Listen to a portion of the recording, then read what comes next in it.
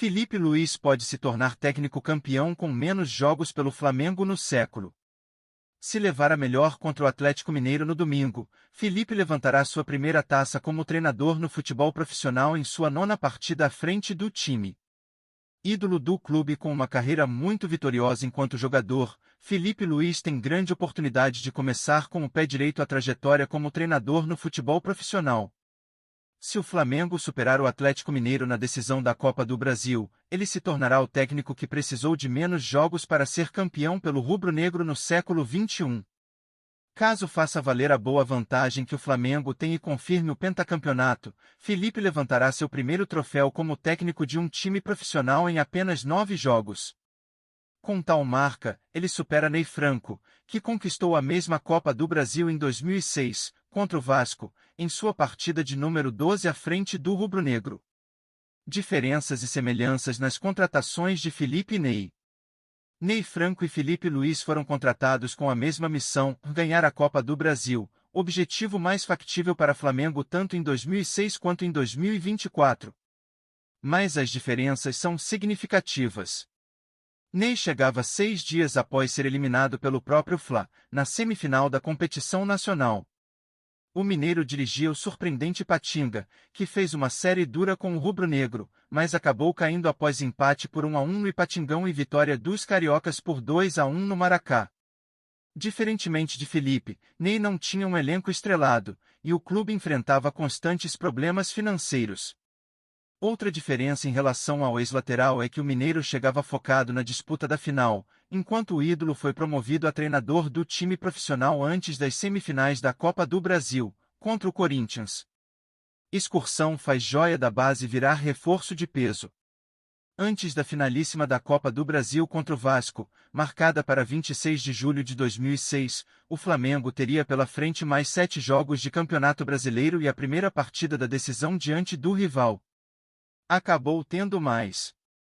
Como havia pausa pela Copa do Mundo, a diretoria rubro-negra marcou 3 amistosos, 2 no Norte, contra Fest Clube, Seleção de Roraima, RR, e 1 no Nordeste, diante do combinado Maranhão Moto Clube. Os resultados não foram expressivos, o Flamengo bateu Fest combinado Maranhão Moto Clube, ambos por 3-2, e empatou com a Seleção de Roraima. Mas o período foi suficiente para Renato Augusto, uma aposta do vice de futebol, Kleber Leite, voltar ao Rio de Janeiro com 2 gols na bagagem e a titularidade assegurada. Isso com apenas 18 anos. A pausa também foi boa para Léo Moura, peça fundamental do time, se recuperar de uma lesão. A volta da excursão não foi boa, e o Flamengo foi goleado pelo Paraná em Volta Redonda, 4-1, se depois perdeu para os reservas do Vasco, 1-0, em 16 de julho, 3 dias antes da primeira partida da Copa do Brasil. A surpresa de Ney. A fim de explorar o potencial ofensivo de Léo Moura e Juan, 2 laterais muito agudos e que se consolidariam como figuras do clube nos anos seguintes, Ney Franco armou um inédito e surpreendente 3-6-1. Testou o sistema em treinos secretos realizados no Ninho do Urubu, que tinha estrutura muito aquém da atual e cujas dependências eram raramente utilizadas pelo time profissional. O Flamengo nunca tinha jogado daquela forma, e foi essencial fazermos alguns treinos secretos. Conseguimos fazer isso num momento em que o Ninho do Urubu não era utilizado pela equipe principal do Flamengo. Na Gávea, seria impossível fazer um treino fechado. Na época, era inadmissível um clube do tamanho do Flamengo realizar treinos sem a presença da imprensa. E a gente fez isso, afirmou Ney Franco em entrevista ao GE em 2022.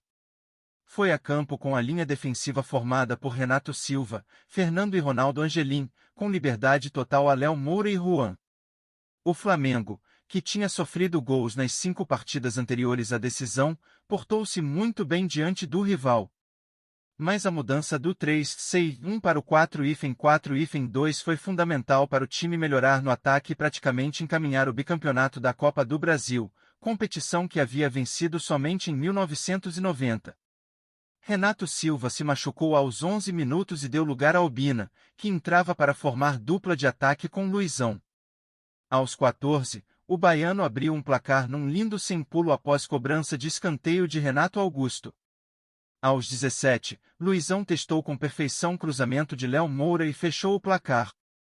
Entre os dois jogos da decisão, o Flamengo teve um duelo com o Santa Cruz, mas os titulares e Ney Franco ficaram no Rio de Janeiro. O auxiliar Moacir Pereira o representou na derrota por 3-0 no Arruda. Na partida derradeira contra o Vasco, Ney Franco repetiu o 3-6-1, agora com Rodrigo Arroz no lugar de Angelim, e o rubro-negro, após fazer 1-0, apenas administrou o resultado e garantiu mais uma conquista em cima do arquirrival.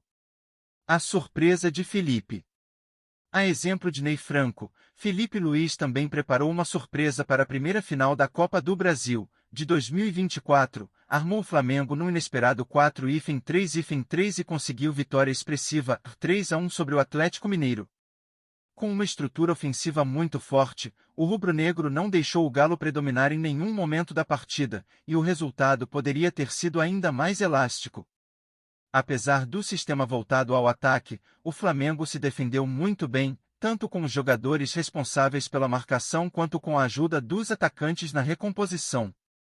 Jogador histórico do Flamengo, Felipe começa o preparo para, quem sabe, iniciar uma nova história de títulos dentro do clube do coração, agora à beira do gramado.